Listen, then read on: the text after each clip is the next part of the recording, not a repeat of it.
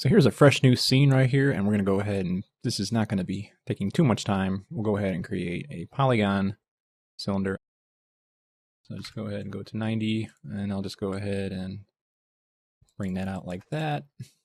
These are small little objects. They don't really require anything in here as far as real details. This is just a simple rocket launcher. It's going to be motion blurred like crazy, so the actual grenade won't be too exciting. So I'll do insert edge loop tool here, and I'll just bring this in about right here and right here, just to give a little bit of curve to it so it doesn't look like a complete kind of brick coming out here. Like that. Alrighty. So with that kind of said, we can go ahead and jump into our Hypershade. And we'll just use some Mia material X passes materials. These are the materials that have been given to the actual harvester, and I use them because they are specifically architecture materials that render the most photorealistically. So if I go under Mental Ray, here it is, Mia material X passes. The reason why we choose passes is because it works with the passes inside of the render passes for the render globals. So some of the presets in here are chrome, copper. I'll go ahead and just do copper really quick, and we'll go ahead and assign that to the actual material. So I'll go ahead and make sure use default material is off. And I'm not going to even render this actually. I'm just going to kind of leave it be right now. And I'll just adjust the actual materials, darken them up a little bit. I don't want to spend too much time on this, but I do want to have some sort of uniqueness to it, if anything. And lastly, let's go ahead and come in here and create another one of these Mia material shaders. And I'll just make that a preset. You can't see it here, but I'm going to go ahead and choose the matte finish and bring the color down to black, almost pitch black. And I'll go ahead and select these faces, hold down shift and deselect these faces so I just get the back faces, and I'll go ahead and assign that like so. Alright, so we got the center there. As far as the actual scale is concerned, I am not sure how that's all going to work when we get into the next scene. We'll have to scale it up and so forth. We'll go ahead and call this the grenade, like so. And let's go ahead and say, just quickly edit, delete by type history, modify freeze transforms, always good and healthy things to do. And finally, we'll just save this scene out as the grenade. And now we'll just jump back into our previous Maya scene. Okay, so here we are back inside of the scene build _22 MB file. And we're going to go ahead and under our reference editor, we're going to go ahead and bring in the grenade. So just go ahead and take the grenade, and we're going to reference that puppy in. And without having to go and kill ourselves to find it, let's jump over to our outline and grab a hold of it. And using our snap to curve tool and translate and middle mouse button, we're going to snap it to the curve itself, bring it to the beginning of the animation here. Let's go through the actual thing here. It doesn't really matter where it's at right now. We're going to leave it as is. I just wanted to be able to see it in the scene so I can scale it up uniformly. Say, okay, maybe it's got to be about that big. It's kind of hard to see, but it is there as far as the scale. And now what we're going to do is we're going to decide how many frames it takes for this grenade to get to the harvester. So that's about 20 frames, I'm guessing, for a grenade of this magnitude and speed to hit over here. So we have 335. If we were to add 20 frames to that, that would be 355. So I'm going to go ahead and bring this to about 350. I'd say 354 is fine. So with the time slider already set up on here, we're going to go ahead and grab the actual geometry, which is the grenade, shift select the actual curve, and then we're going to go ahead under animation, and we're going to say animate, motion paths, attach to motion path, option box, and we have it set to time slider, so the animation is going to take as long as the time slider is, which is 335 to 354, and we'll just leave it at that and hit attach. So now if we go ahead and kind of look through the animation here, I'll go ahead and select it so you can see. There it goes. And then it kind of disappears into oblivion at the end there. You kind of see, does this match up with the animation? Well, the good way to find out that is to actually do a play blast and to make sure that everything works right. So let's go ahead and do that. So let's go ahead and play through the animation. You can see the actual shot go out. It's hard to tell what happened. It flies out so fast. It's very, very fast. But you can see it travel across the scene here. We'll be able to add some smoke particles to trail off the end of it so we know what exactly happened. We want it to be very, very subtle. These things usually don't create too much of a show, as you can see here. Now, there's other issues such as the grenade things linger around. We don't want that. So in order to do that, we'll be doing a little trick as far as hiding and unhiding and so forth. There's a lot of keyframe animation that has to take place here. The next step now is to go ahead and put in the animation of the actual harvester being hit. So let's go ahead and do that.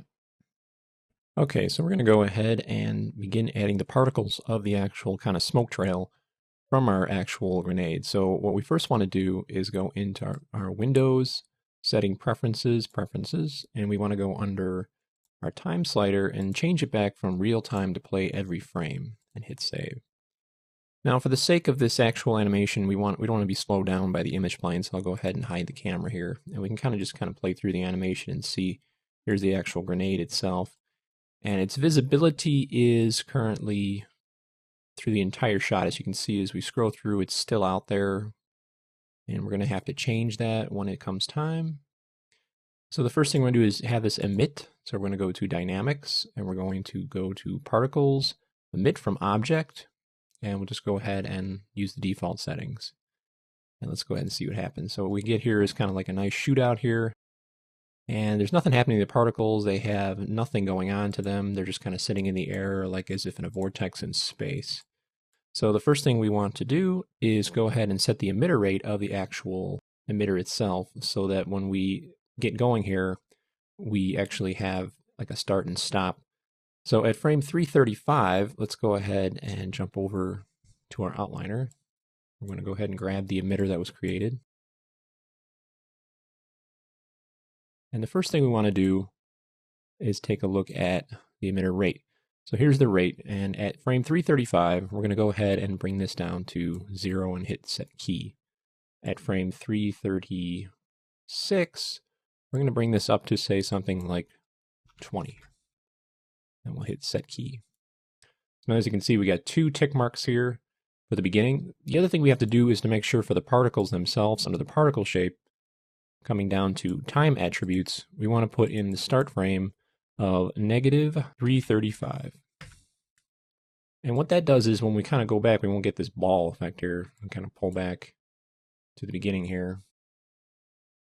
And as you can see, we've updated, there's no particles. And if we go ahead and hit play, we get that nice stream going on there. Now, as far as the lifespan of this particle, as far as how long we want it to live, that's something that we're going to have to take care of later on. I'll go ahead and kind of play it through. It kind of starts and stops here. The first thing I want to do is make sure that my particles are set to clouds. So if you go to the particle shapes and you go to points, we can go over to clouds like so, hit current render type, and let's go ahead and just play through a couple frames here. If we kind of take a look at them, we can change the radius. And we don't want to bring this, we don't want this to have too much attention to itself. That's one thing we got to be very, very careful about. Now the speed of these particles should be a little thing because they're kind of clustered up together. So we'll jump back to the emitter here. And although we've changed and keyframed the rate, we want to come over to the speed and increase the speed so they shoot out a lot faster. It's kind of set to an omnidirectional. So let's go ahead and see what we get. So we're getting a little bit better there. Let's try something like 30. So if we play this through, this is what we get. We get a nice disparity of particles, but problem is they're kind of staying in the air. So before we start to judge the actual speed of the emitter, let's go ahead and add a gravity field. So we'll just grab the particles and we'll go ahead and get some light to this. So we'll go to fields and we'll choose gravity. So now we can kind of come in here and just kind of play it through. And so gravity is taking place. It's hard to see, but it is falling. That's a little bit too much of a disparity as far as turbulence. So I'm going to take the actual speed down. And let's go ahead and play that through again, see what we get. There we go. That's something nice. So I'm liking that. It's not too far detailed. Problem is, in comparison, if I go ahead and turn on my image plane really quick, so I'll go ahead to my layers here and bring on my camera. The particles themselves are pretty, well, they're not exactly close. I would like to have one kind of come in here. So the way to do that is, let's go ahead and change a few things. One thing I'd like to do is just come to the emitter here. And let's get this ahead by 1 frame. So in order to do that, let's go to the animation. So we'll go to General Editor or Animation Editor, Graph Editor. Here's our rate, and we'll go ahead and hit F to frame. And we just want to bring this back by 1 frame. As you can see here, we've got frame 335, And then we've got, go through here, a single frame, but we want to just jump ahead one frame here. So I'm going to go ahead and take these, and I'll go ahead and hold down Shift, middle mouse, and drag back and forth and move it back one frame. Let's see if that helps. I'll just go ahead and come over here, and let's go ahead and hit play and just see the animation go through. I'll just turn off my image plane really quick. And we're getting a kind of a sporadic shootout of particles here, which means maybe we should increase our rate as far as how many are being popped out at once. So in order to do that again, we'll go back to our animation graph editor. And let's go ahead and take this top node here and hold down Shift, middle mouse up and down, and get our rate up to something a little higher, maybe about 70, 75. So let's go ahead and kind of tweak this setting out a little bit. There we go. Now we're getting. Now it may look like a lot of particles, but the reality is we're going to actually bring down the threshold on these. So you're not going to see most of these, and they're going to create more of a clustered effect to stuff that's really close. So the outside perimeter particles will kind of dissipate when we set up the settings for the shaders and so forth. Okay. So there comes a point when this thing actually hits the actual harvester. So we have to keyframe it to turn it off as far as the rate. So let's go ahead and find that out.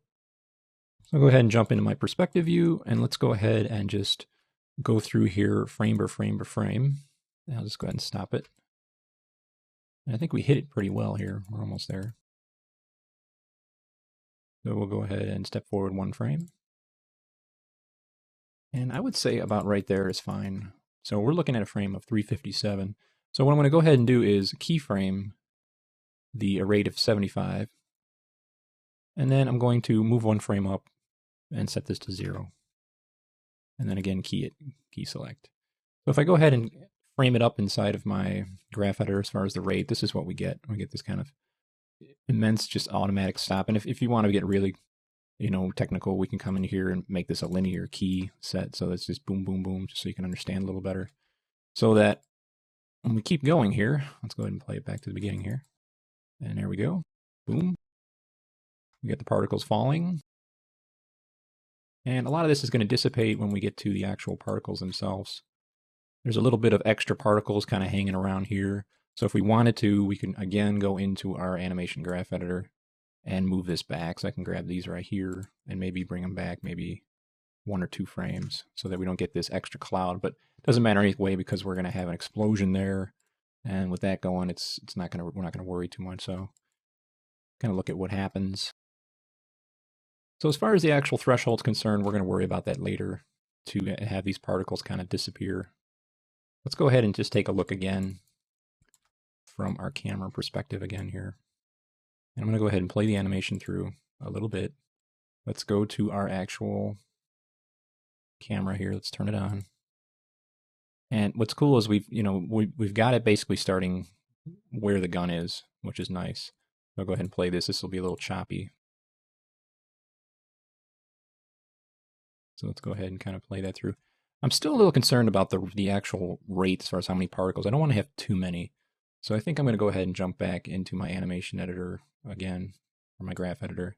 And we're going to take both of these and let's just bring them down until we get something that looks nice. And what I'm doing here is I'm grabbing these 2 points, holding down Shift middle mouse button and dragging up and down. So let's kind of start at 60 and see what happens here. All right, let's try 40. I'm liking 40 a little bit better. It's not as sparse. I'm going to go ahead and choose something like 35. That's pretty good. And while we're at it, why don't we go ahead and change the speed a little bit to something a little bit higher, maybe something like 20. And let's go ahead and see what we get. Yeah, that looks nice. Again, most of this is going to be dissipated and gone. We could set a lifetime set on this thing, but I'm not going to get into that until we get into the particle rendering stuff. So with that said, everything's looking good. The only thing we got to do now is keyframe on and off the visibility of the actual grenade itself. So if I go ahead and turn off dynamics here with little check marks, I don't see the dynamics. And we'll go ahead and turn off camera here. I can see there it is, but it lingers behind. It's somewhere in there. See if I can get a hold of it really. So if I grab a hold of it, it's still there. So we got to keyframe that on and off. So let's go ahead and do that. I'll take 335 because we're at that frame right now. And we'll go ahead and keyframe and on off. So I'll just go ahead and jump over to our visibility. This won't affect This is not connected invisibility in any way parenting to the actual particle, so don't worry if you think that by keyframing the visibility of the grenade, you're going to lose the particles. It's not so. They're two separate entities. So I'm going to go one frame ahead, hit 1, keyframe to that, and then we're going to go ahead and jump into our perspective view and look for the actual grenade to come in. There he is. And he's hard to kind of find out where he's at, so I'm going to go ahead and just see until it gets to the point where he kind of stops. So 354 should be the official last frame, so I'll just key that and then make 355 the off. So let's go ahead and just take a look at that in the graph editor here. So we've got visibility, and let's go ahead and see that. And looks like the key wasn't set right. Oh wait, there it is. I can't see it because I'm kind of under it. I'm going to take a look at it. There we go. So with that said, we've got like an on-off switch going on here. And I want to move this back just one frame, so I'm going to grab these end tails here, hold on Shift and middle mouse drag and bring it up one frame because I keyed them over here. So it's really 334 is the off, 335 is the on, all the way through. So let's go ahead and kind of look from our camera 2 here and see what happens. And we can just double check if we want to by pulling this back a little bit and seeing, okay, boom, it appears, and then it disappears. I'll just move that back to 335. And make sure by turning on particles now, dynamics, we can kind of see what's going on. So I'll go ahead and hit play. Last thing we want to do is put a temporary depth of these particles. So what we'll do is just kind of go into the particles themselves and take a look at their particle shapes. And if we go under their lifetime attributes, they live forever. Let's do a constant, or let's do random range so we can get a little bit going here. And we'll play it through and see what happens to see what's going on. So they're living pretty long and they die pretty quick when they start dying. So I want to have a little lifespan longer than that. So let's try something like 20 with a random so that every other is kind of changed around of 5. Just going to see how that looks. So let the particles be there for a while. And they're about to die sometime soon. And doesn't look like it, so we got to bring this down. So let's do a lifespan of 5 and a lifespan random of 2 and see what happens. Well, still not dying yet. Maybe we should just shoot this to 2 and a random of 1. And these are things you just got to play with. And there they are. They're starting to die now. So it looks like we're dealing with a lifespan of something in the mid digits here. So I'll just go ahead and put this to 0.5 random and 1.5 for lifespan. Again, we could tweak this later on. We can see everything's kind of dying down right now. So we'll just leave it at that for now. Now the final thing we can do is we can cache these particles from 335 on to 483. So this is what our time slider is set for. So what we can do is with the particles selected, go ahead and grab them right here. We can go over to our solver and then we can go ahead and say memory caching enabled. And then under memory caching, create particle disk cache, we'll just go ahead and hit that. And you can see it's going through right now because we had the particle selected. And now as we kind of scroll through here, we can scrub back and forth, which is really nice. So I'm going to go ahead and save this scene as scene build 24. Okay, so we are at frame 355. I have my timeline expanded all the way to the beginning, and I'll show you a reason why. 355 is the official impact frame of getting hit by the actual missile itself. So the first thing we're going to do is get some explosions involved. So in order to do that, we're going to jump over to our general editor visor, and we're going to go ahead and jump over to fluid effects, explosions, and what we have here is this really nice, not so expensive blast that is in Maya. So I'm going to do is middle mouse drag that into my scene, and we're going to go have to find out where that's at, which it's right over here. So let's go ahead and kind of peruse back to frame 1, and we can kind of see as we kind of go through this animation that the explosion is happening. It's just so small we can't even see it. In our outliner, it gives us 2 nodes. It gives us a blast node and a blast camera. The blast camera we can get rid of. The blast node we can control G, group it, and we'll go ahead and call that explosions. What you might not also notice is that it also adds a layer here, and that is basically your explosion layer, so you can go ahead and name that. And that just has this fluid effect already set up for us. So you can see if you can't name it the same thing, you got to add an underscore to make it unique. 2 things can't be named the exact same thing. So I usually put an underscore in there. And I'll just go ahead and drag this up, keeping things as organized as possible. With that explosion, I want to go ahead and show you that if we kind of come into the blast, you can see we have these animated keyframes here. So what I do is first I want to scale this up a little bit. So I'm going to go ahead and scale as big as I can. It comes out as a big orb. So in order to see sort of the definition of the explosion, we have to jump out of use default material, and we have to jump into hardware texturing. That'll leave our harvester black, but no big deal. I just want to be able to see this explosion in action. So if I kind of go through here, we can get an idea of the full size of the actual impact explosion. So with that said, I'll go ahead and grab it. Right now it's scaled to like 222, and we'll just go ahead and bring it over here to where the impact occurs. So we're going to be roughly about right there. So we'll basically judge by kind of going back into the frames here.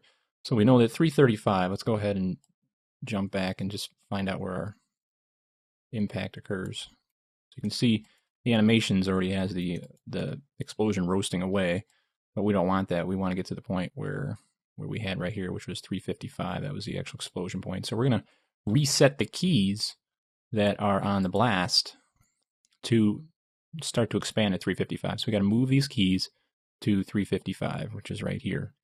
So in order to do that, what I'm going to do is I'm going to go ahead and grab this, hold down Shift and drag across so I can get all the keys, and use these little arrows to move all the keyframes. And really what this is scaling of this box here in a fluid effect kind of keyframe. So I'll just drag this over until we get to the beginning, which you can see at the front end. It says which frame starts this off, and that would be frame 355. But I'm going to go to 354 for the initial impact, as you can see right here.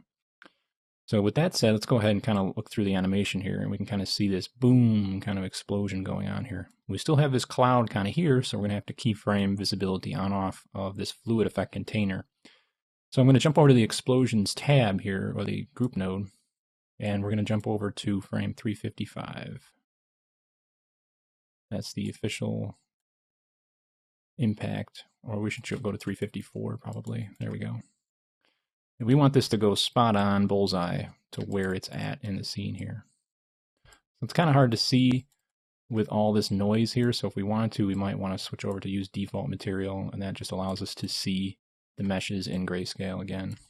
So I just want to get that as close as possible. That's the impact zone, and we want a direct hit on the gas tank. And now we're going to start scaling this group node up and down to see how big we want this explosion. So before I do that, I want to actually I'll come to frame 354 here, and I want to actually parent this to, I'll go ahead and turn on my NURBS curves, to the actual geometry here, but I don't want to do a parent constraint. I want to do just a typical point constraint, because I want the explosion not to rotate or anything, because that'd be kind of weird. But I want it to come and follow with the actual harvester itself. So in order to do that, I can take the explosion node here, and I'll just first take this curve, this inner curve here, and then control select the explosion group. And we're going to go ahead and do animation, constrain, parent constraint. And with that parent constraint, we're going to, we're going to do a point constraint, which just does the translates. And we'll just hit maintain offset and hit add. So now it's just the translates that are kind of affecting, it's not changing its rotates or anything like that. So we're going to counter animate this harvester to actually take on the impact. But I don't want this to rotate, but I do want it to follow with the actual harvester itself. I can still scale, as you can see here, the size of the explosion to judge it. So to judge it best, we probably should jump back into the actual camera itself. So let's go ahead and jump to camera 2, and let's go ahead and kind of play this through here. So it's like, boom, now that's a big explosion. Probably a little too big for what we're looking at. So I would bring it down a little bit. About right there. Again, the ground is going to eat up part of the explosion. As you can see here, the ground plane, when we have it set to a use background shader. So the explosion is moving with the actual harvester here. And we're getting nice big plumes of smoke. This thing is really on fire. It's not doing so well. And that's pretty much it. And before we start animating the actual harvester, let's do one last thing here. And that is for us to change the visibility on off of this explosion. We know that the official impact of on switch is 355. Let's go ahead and take a look at that, or I should say more like 354. So at 354, let's kind of backwards animate here. I'll go ahead and change the visibility and key select to on, and then we'll go back one frame to 353, turn this to off, and set key. So when you're dealing with particles and fluid effects, there's a lot of keyframing of visibility on-offs just to get an idea of what's going on here. So let's go ahead and kind of play that through. And there is our first, initial impact explosion, which is really, really nice. So the next step we're going to do here is animate the impact of that onto this actual harvester itself. All right, so you can see through this animation here, we have this explosion, but the harvester is kind of just not doing anything. One thing we want to notice is the voxel resolution here. It's set at about 40, 40, and 40 for the actual fluid container. We might want to increase that to 50, 50, 50, which I can kind of show you right now. Go ahead and select the container. You go under the attribute editor and you come over to the blast shape. You'll find that the resolution is set to 50, 50, and 50. You can increase that to 60, 60 and increase the voxel resolution, or we should just basically scale down our explosion depending on what we want to do. Now we want to show the impact of this harvester kind of getting hit. So the one thing I want to do is make this really dramatic. So what I'm going to do is I'm going to go in my perspective mode here, and I'm going to go ahead and turn off a few things. Jump in and turn off camera 2 and turn off explosion. I know that if I kind of go through the animation here, that the actual impact is around frame, let's see, where is it? Around 354. So around 354, we should go ahead and set some keyframes. What I want this thing to do is kind of keel over on its side. So I'm going to take this actual ground plane piece here, and I'm going to hit insert key, and I'm just going to place the root control curve somewhere about right here where these back tires would kind of turn. You can test it by just rotating it. You can see, now these wheels are going to impact into the actual geometry ground. So if I turn on my ground plane, you can see that this is kind of like a hiding of the trick behind the scenes, so to speak. But I don't want it to kind of keel over from this axis point because it's going to look weird. The weight doesn't really match. This would actually crush under the weight of it falling. So I want to have that kind of effect like that. So what we can do here is we can kind of start to set some keyframes. We can see that the animation of this comes to a stop around right here, but the actual impact is around, I kind of turn on my explosion real quick here. This thing should start to die out around 385 or 380. So I'll go ahead and turn off my explosions, and let's go ahead and set a keyframe for that actual ground curve, that root control curve. So I'll hit S. And with that done, we can go ahead and get rid of this key and kind of watch the animation.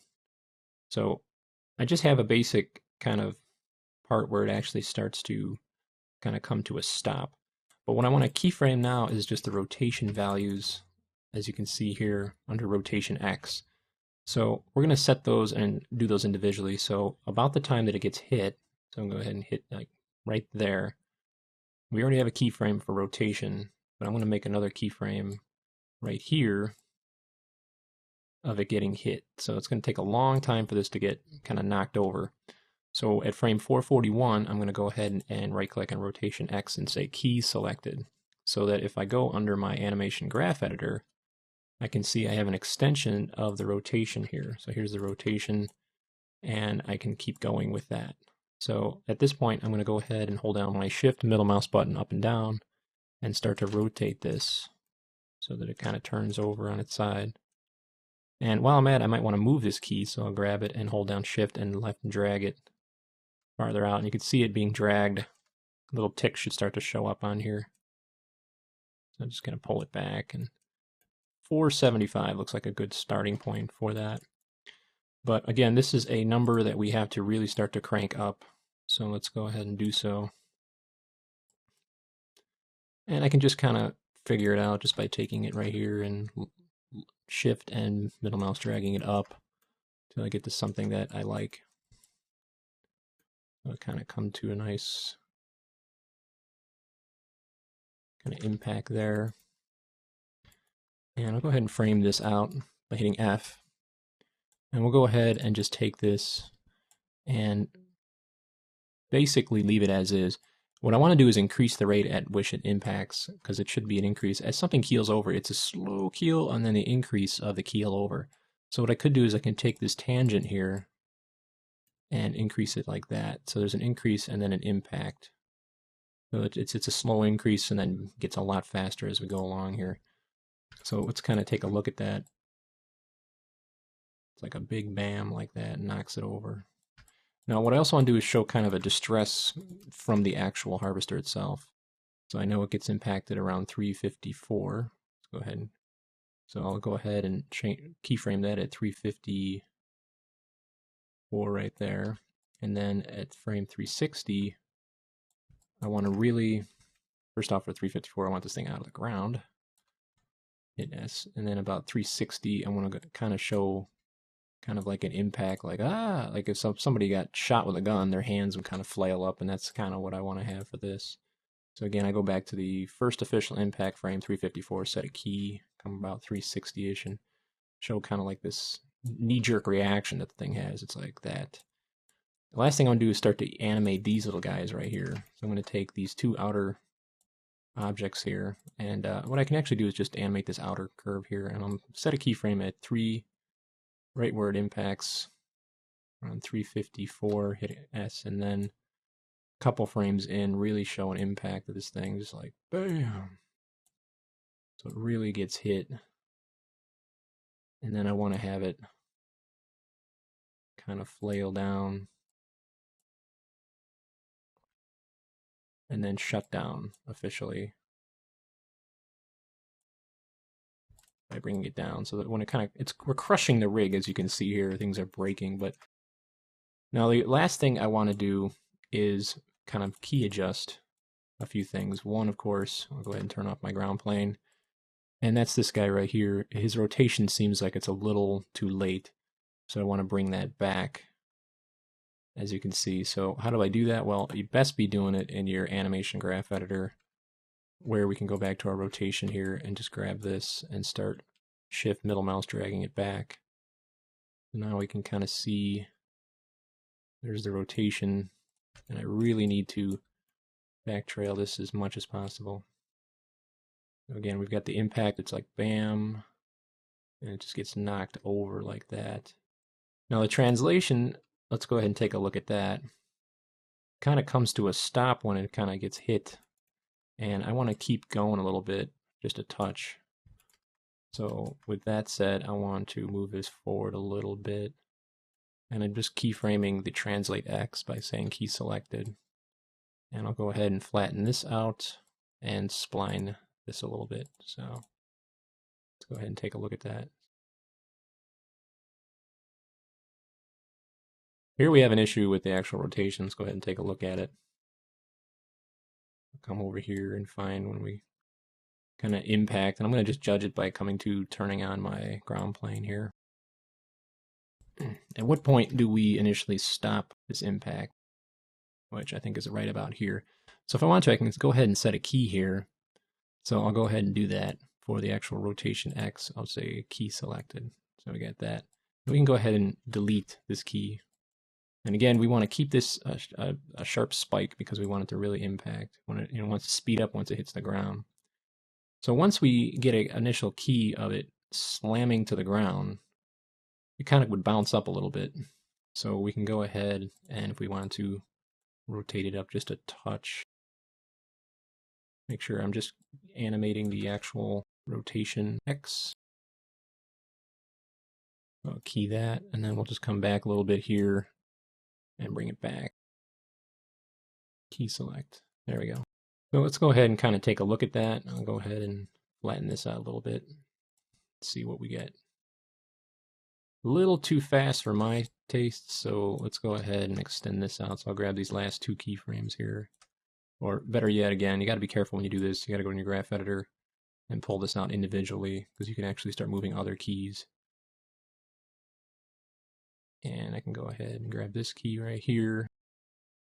And I think we're okay. Let's go ahead and just kind of, I could probably set this to linear so that it kind of breaks up a little nicer. Let's take a look and see what we get.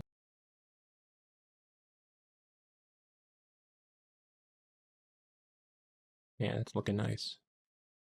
So we have the tires that are kind of in the ground. Now we got to look at our little shovel here. It's kind of like sticking through the ground. So what I'm going to do is kind of come over here to this control curve and lift it up a little bit. So with that said, let's kind of back up a little bit and come to this frame right here. And when it gets to the ground, let's rotate that up so it's kind of resting on the ground as best we can. And again, I'll take the tangents, and I always, when making sloppy keys like I'm doing right now, where it's just whatever, just use flatten, because it gets this nice ease in and ease out as things get hit and so forth. So you don't want to kill yourself on this. And now for these wheels themselves, you can see they're eating into the ground. And this is where we want to start to judge by according to our camera. So what I'm going to do is I'm going to tear off a copy of the camera here. And we want to just see what is looking a little strange here. You know, what would the audience go, hey, what the heck is that all about? So first off, I would kind of make a keyframe here and then have it kind of lift off the ground a little bit, just so it's not eating into the ground to the point of ridiculous. So I'm going to double click my time slider here, make these tangents flat. And then for these keys right here, we can break the rig and have them kind of come down a little bit. And you really can't rotate these too much. So I'm going to kind of show a little bit of stress from them being in the air too much. Not much. Again, this is a big machine, so we gotta make it look like it's got some weight to it. I'm just making subtle animations here. And again, this right here might be covered up by the explosion, so we don't have to worry too much about it. So if you're really going to be crazy about it, you know, you can come in here and kind of pull these out so it looks like it's broken. So again, I could kind of choose a frame where I'm like, okay, it's going to be there, and then when it gets about here, it's kind of broken in. I'll just go ahead and make those flat tangents again. And just again, I'm looking at the animation, just seeing what's going on here. Maybe a distress of the actual wheels. They're not kind of straight, you know, it's kind of looking, so they kind of twist over a little bit. And I'll go ahead and tangent flat those. Same thing here. Anything that we can kind of put in animation of distress, you know, where stuff is just not looking right. And make sure the animation is very subtle, because if it's not, it's going to look very strange. So I can kind of animate craziness of the wheels here. And last but not least, let's kind of animate this a little bit better. All right, so now we're looking at what looks like a pretty dead harvester here. So let's go ahead and do a play blast of this. Okay, so here's our play blast. As you can see, we got this nice impact. This sucker gets knocked right over, and then we get a nice bounce at the end to really give it realism. And the explosion is hiding a lot of the kind of shifting of cards behind the scenes to make this look as real as possible. If we want to, we might want to scale vertically the actual explosion to hide most of what's going on, but I think we're going to be okay.